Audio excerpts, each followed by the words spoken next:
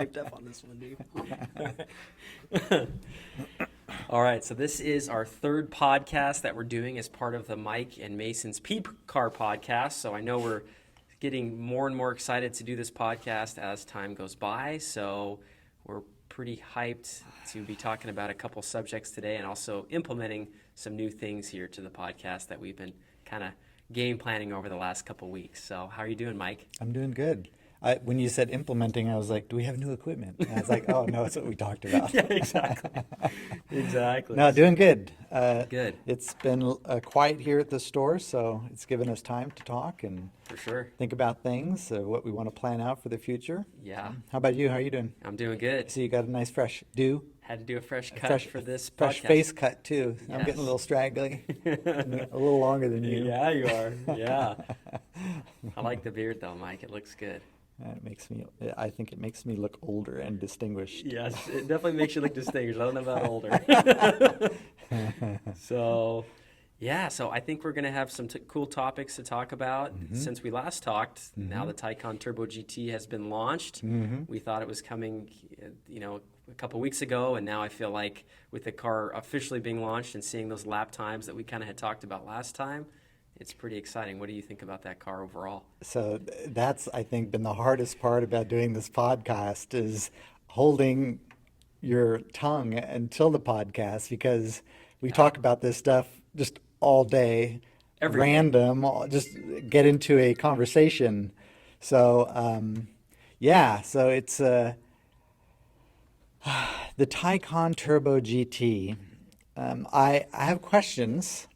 I can't wait to see it. I know Yeah. we may see one or so. I don't know. Do you know Probably. about allocations They that haven't they said announced? anything about the allocations yet, so I have no idea, to be honest with you. So my question is to you, being in sales Yeah. and knowing more about the personalities of customers, who's going to be the customer for a Taycan Turbo GT? Now, and then I'll add the Weissach package. Yes.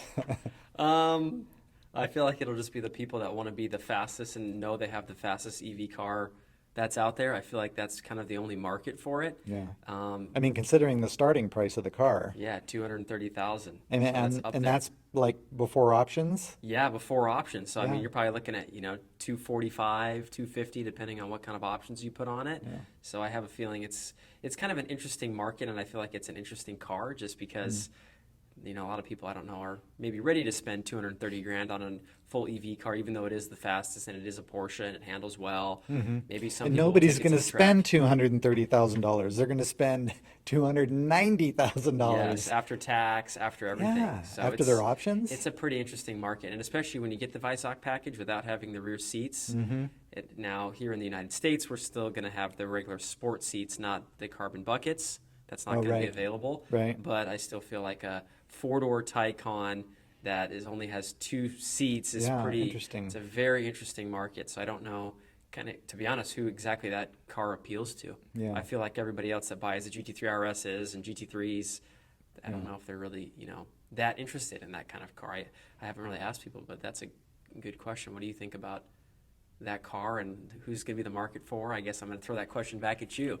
Yeah, I agree as far as it's going to be the guy that has a dozen Porsches and Yeah. just wants to say he has the fastest Taycan. Yeah, that's it. Somebody that will probably rarely drive it, maybe to Cars and Coffee, just to roll up and just so people say, ooh, that's the Weissach Turbo GT. I think Look, that'll it be has it. no rear seats. Yes, The exactly. rear doors will only be open, not even the front doors. I know, which is Yeah. so strange. So I know that, Porsche's always trying to push the envelope, but with Yeah. that car, it's a very interesting market. Yeah, totally. So- I agree. Yeah. But I can't wait to see one. I can't wait to see one. Yeah. Can't wait to drive one over 1,000 horsepower. So that's pretty Yeah. incredible. If you want to have the fastest Taycan out there and crazy lap times, they launched the car with where they were at Laguna Seca, and they did a 1 minute 27, I think 0.87, which is Right. incredible how fast that car is, especially considering other race cars are in the low 120s. Yes. It's crazy to think that car is 120 mid somewhere in there, which is pretty nuts. So Yeah. yeah. And I mean, I haven't even done a 0 to 60 and a Turbo S yet. I know you have. Yes. I've just done, I think a Turbo is the biggest Taycan that I've been in, and that Okay. was that almost made me ill. Yes. To do launch and that more than twice, you're just like, I'm done. It's Yeah, scary. yeah. Yeah. Your body just can't even take it. So Actually, speaking of that, I don't think I've ever told you this, but I have a pretty funny story about that. When we first got the Taycans, right. I was in the back and I was on my phone and I was looking down at my phone and somebody didn't tell me, but they did launch control and it literally snapped my head back and I had a kink in my neck for like a week Oh my gosh. because it's, Yeah. How much it Yeah, pulls. And that was absolutely. only on a turbo. Yeah. This one being 0 to 60 2.1 on Taycan Turbo GT with the package, or 2.2 Yeah. is crazy. It's like, how low can you go? Yeah, this is going low. It's like when the Tesla sports car, what do they call it? Yeah, what is that Roadster. called? The Tesla Roadster. Roadster comes Yes. out, the new one, and they say that's going to have like the SpaceX package with the jets on it and 0 to 60 in one Yeah. point, or no, they say 1 second. Yes. 0 to 60. Which It's is like, come crazy. on, come on. It's like mind bending. You're gonna Yes. pass out before you actually Yes. get to 60 Yep. miles an hour. 100%. You're gonna have to do space training, and a little Yes. centrifugal thing to For see if you sure. can keep the blood in your head. And if you can't buy it. Yes. Yeah. So that'll be pretty interesting. Yeah, absolutely. Now, something that we haven't talked about on previous Mm-hmm. podcasts that I kind of wanted to throw a little wrench in is, like, tell us about your first Porsche story and kind of really what got you hooked. So, okay, so that goes back to like when my dad, it was probably like 1973. Okay. And my dad, there was this little place in Costa Mesa. Now there's lots of them, but there's a place in Costa Mesa that sold European sports cars. And they had, a handful of cars. And my dad really wanted to get a 911. It was probably a 71 911. Okay. It was a narrow body, I remember. And yeah, he wanted to get that car, and he was trying to convince my mom that, hey, it has 4 seats. There's 4 of us. Me, my sister, mom, and dad. Yeah. This is a great car. And my mom wasn't having it. She just could not. Nope, I'm not gonna have the kids crawl back in that car. It's too small. Da da da. So we ended up getting a Chevy, a 4-door Chevy, a sedan. So, but yeah, that's the earliest memory I have of Porsches. Mm-hmm. And so didn't really think much about the car until I started getting older and started seeing them more and more around. But yeah, that's my origin story. Yeah. What about you? Your origin story. That's a good question. So I would say I've always liked cars. My dad used to apparently play with Matchbox cars when he was at church, when he was a little kid, right? Not That's really great. watching, but he was, driving the Matchbox cars around on his legs or whatever. So he's always instilled in me to have a passion for cars. So I'd say growing up, I was watching Fast and the Furious. I was like 10 at that time. Really liked the tuner scene, and then I kind of liked. My first car was a Volvo S40. Right. Always kind of liked the BMWs at that time. I thought those were pretty cool. Mm-hmm. So then in 2012, when I was in college, my dad, I guess, didn't really realize how much he loved Porsche, but he was at the border between Washington and Canada, and he Okay. was with my mom, and they were working their way to go into Canada because I'm from Washington. Right. And he heard this big rumble when they're sitting there waiting to cross across the border. Mm-hmm. And sure enough, he looked over, and it was a Porsche. And he's like, man, like he's always loved that. His older brother had a 944 back in the alright. day. So he decided What was he driving at the time? a Volvo C70. Okay. Oh, okay. I remember. 1999. Ah, So okay. first Is that the gen. one with the big glass rear deck lid? That kind of at an angle? Is that It one? had a little bit of Like a a glass, hatchback? Not too much. No? Okay. Not too much. It was like the 2-door coupe. Okay. So I'll show you photos, but Put link one here. No, you don't yes, have to. I'll link one. But so anyway, he was driving that. He always had cars, but now he was finally to the point where he could actually afford and maybe buy a Porsche. So he ended up kind of surprising me. I came back from college and he bought a 2007 Cayman S, and we went to the local Porsche store. I thought we were just going to be looking at cars. Turns out that he had actually purchased the car, and he was surprising me, not as my gift, but of course as a gift to himself, that he finally had accomplished a dream of having these nice cars, and that's kind of my story. So then I was going to be a physical therapist, and then went against that, and then after college, I decided to start working for Porsche. So that's my kind of origin story in a nutshell. So Very that's cool. part of the reason I'm here. That's very cool. Is all because of that. Was he proud of you when you said or changed your mind that I think you wanted so. to go into Porsche? I think he liked it. Yeah. I mean, like deep down, I know that if you're a parent, you just want what makes your kid happy. But it sucks. I had gone to school and got all this debt, I guess, and Right. still paying that off. But Right. I'm ultimately really happy that I went that route, and I still got the college experience, which was good. But Yeah. so that's kind of my origin story. That's very cool. Yeah, Very cool. which is cool. So So another question I Yeah. have for you, what do you think about the Overwatch video game and the Porsche collaboration? Did you get a chance to read that news article? I didn't see the full news article. I saw it. Yeah. I find like I don't know. I don't. I guess it's a pretty big game. When Yeah. Ravi found it, he works here. Yeah, And yeah. he found it first on the newsroom and was all excited about it. I guess he plays Overwatch. And so Okay. he was super excited that they were going to do this collab with their launch of the Macan EV Okay. and make one of the characters in the game I saw that. like the character. And I saw the mock-up of the character. They have like the headlights of the Macan I and saw the that. tail lights, and then part of the leather interior underneath the his arms. They have the Okay. leather stitching and stuff like that. So it's like you could tell it's like they're taking hints from it. Right. But I was asking him, so why do you think the game is doing that? And he says, I think they're trying to get younger I was just gonna say that. demographic into Porsche to Yes. get them excited about the brand name, seeing the brand name. I was around. thinking that because now, I mean, like when you were a kid, or even when I was a kid, you'd have posters. Mm-hmm. Maybe that's not as much of what kids are Right. getting excited about. They don't really care about They want posters skins anymore. for their characters. Yes, they want some cool stuff for their video game. That wasn't really a thing back in the day. So maybe that's what it is, and maybe that instills the Porsche passion in the younger generations, but through video games, which they've never, maybe done before. So I find that interesting. Yeah. Somebody like me, it doesn't appeal to me because I don't really play video games, and Yeah. maybe the same to you. But if it helps instill Porsche passion in the younger generation, then I'm all for it. Because I feel like it starts when you're young, just like you with your dad, and you were you would have been 7, 8 when in the early Yeah. 1970s. So Totally. yeah. You're in that age range where you're impressionable. Yes. So if they can So- do it via a video game, then I'm all for it. So that being said, Yeah. what's the deal with the basketball player in the yellow shoes collaboration with Porsche? Is it the same thing? What do you mean? I haven't seen that. There's some basketball player. I think I wrote it down.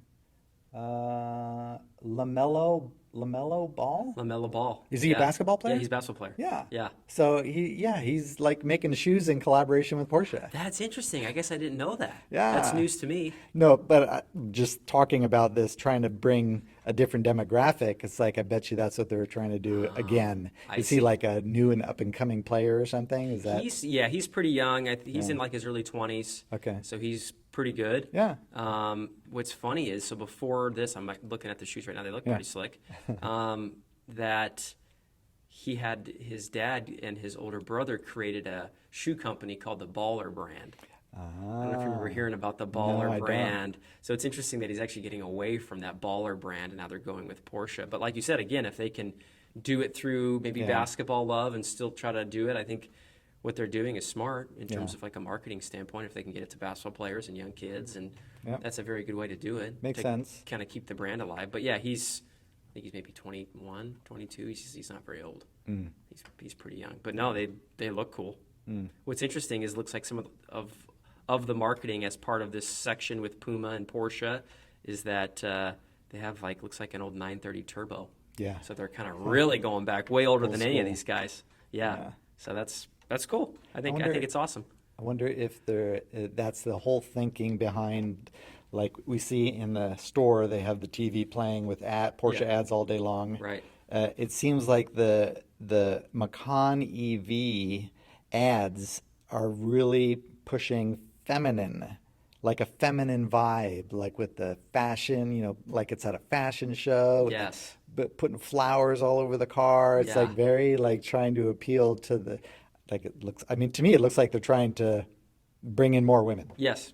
Yep. Which makes sense. I Yeah. mean, there's more women on the planet than there is men, so it's good. And I was wondering, Yeah. do you think it's because, guys, they like ice engines because, they love the sound This is and good. everything. And it's Yeah. like, I wonder if they're trying to focus EV for women because it's a quiet car. Smart.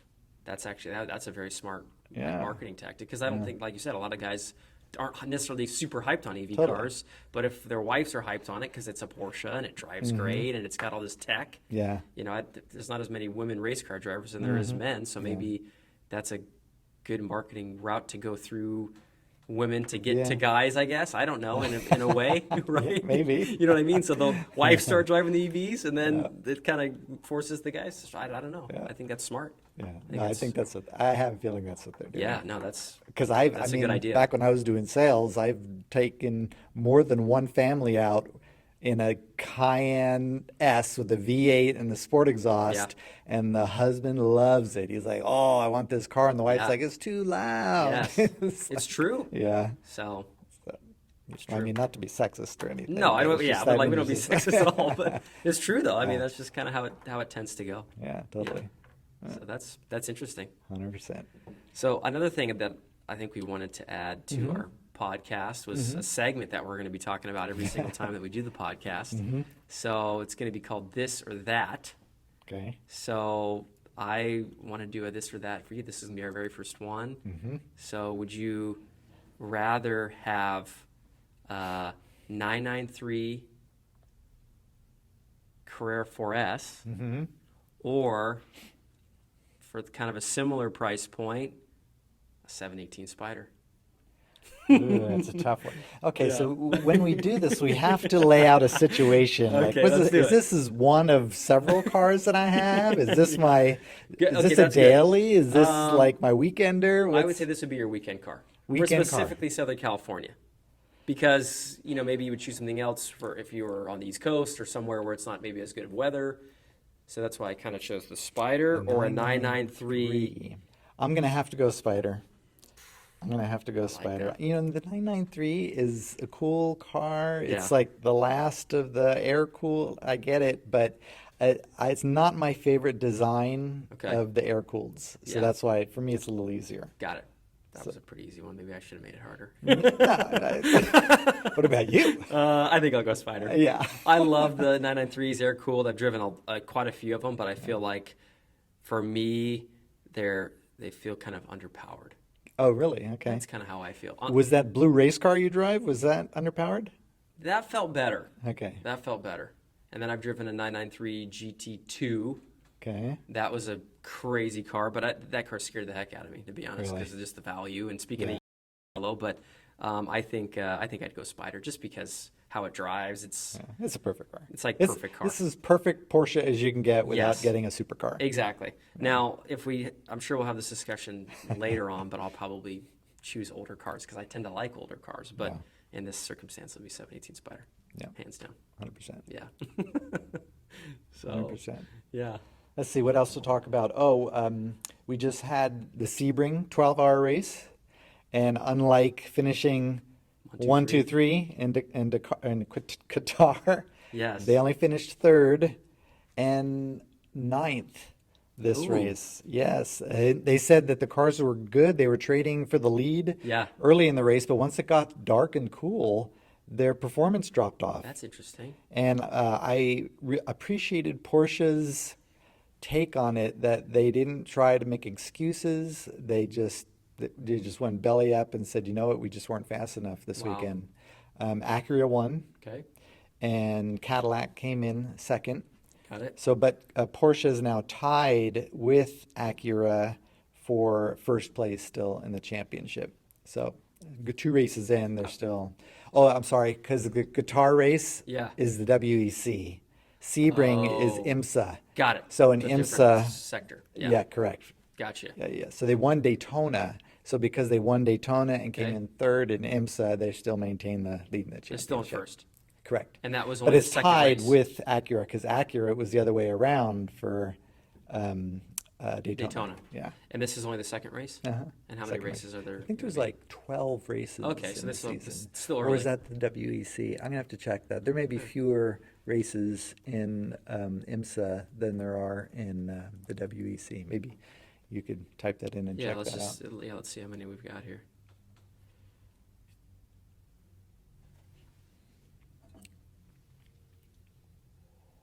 Taking a second to see how many. It's called the IMSA WeatherTech Championship. Yeah, we're right there. Where's the schedule at? here? Oh, something else I wanted to ask you about too that I just remembered. Yeah, it looks like they've had the 2. Yeah, it looks like there's There's quite a few. There's still 1, 2, 3, 4, I know the 5, next 6, one is in 7, Long 8. Beach. That'll be in early April. Uh-huh. So they have 9 races. Okay. They have 9 races remaining. Okay, So very they, good. yeah, they still have quite a few. Yeah. So it's early in the It's season. still early in the race, but hey, at least they're up there, which makes Totally. me happy because that's where Porsche was born, is at the racetrack. So That's right. I always expect that they're going to hopefully do well. Yep. Yeah. So here's what I was thinking about that I wanted to ask. Okay. Okay, so you know how the Porsche Active Ride Yes. that is new in the Panamera and now the Taycan, Yes. and that's reliant on the high voltage battery. So I was thinking that's probably going to be on the 992.2 That's a good question. because Yeah. it has a high voltage Because the battery. hybrid. Yeah. Which will make it perform even better. 100%. It'll be faster, Yeah. and it will be able to take the turns incredibly well. And Yeah. I mean, I think that coupled with like rear axle steering, and now with the Oh my active ride, it's goodness. game over. Yeah. You're going to be shaving seconds already. Yeah. And I was also wondering, they probably won't have, because they have the active ride where it's comfort, where it actually gives you the opposite effect when you're When you go over pitching bumps. and Yes. all that. It probably won't have that. It'll probably just have the performance version. Yes. I'm thinking. That would make sense. Yeah. Because then they're adding a lot of weight to the Yeah. sports car too, and they add all this extra stuff. Yeah. Yeah. So that's a good idea. Yeah. I didn't even think about That'd be really slick to see. It's like it would be the next iteration of the PCSS, wouldn't it? PDCC. PDCC. PDCC. Yeah, where Yeah. it like twists the It twists. the what is that called? The what's that bar called that keeps it flat? It's called the track Anti-sway bars. anti-sway. Yes. Yes. Yep. Yeah, so they probably can get rid of the anti-sway bars and replace it with those actuators that we saw the little movie about, Yeah. and that'd be. And then it will really dial it in. gosh. Yeah. Can't wait to see that. It's crazy because I think Active Ride, like nobody else has it. Yeah. Right. This is the first of any Yeah, I Active think Ride, so pretty good. Yeah. And just all this they could have learned a long time ago if they just went to the car shows with little bouncing in the cars, the air shocks. I know, that's true. If they would have done that, that would have been 25, 30 years ago. They That's would have dialed right. it in when their guys are, That's bouncing right. around. That's hilarious. I love it.